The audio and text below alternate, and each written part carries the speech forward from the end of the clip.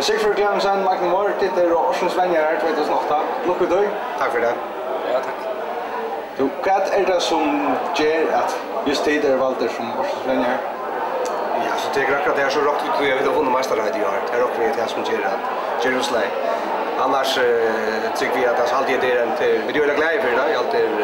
Det är stor respekt att man har valt det av som man säger. Jag hinner vänja någon och min lägare och så. Vi gör det glädje för det.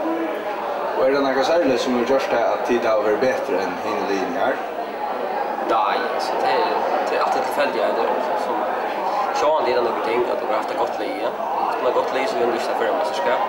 Och till först och främst det alltså och jag har gjort det i bakra mata och det är så jag är först upp för mästare det tog jag med till så att det.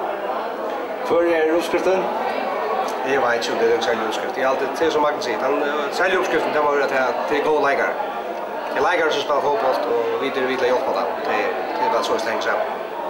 Det är väl såna ärvänjare som har klarat sig väl vid luften i arv och det är väl såna vänjare som inte har klarat sig väl. Men vad är det kickar att gå upp på en Årsens gör? Nej, vi gör det glädje för det var alla som är vanskligt. Ja, alltså. Tack för det. Tack.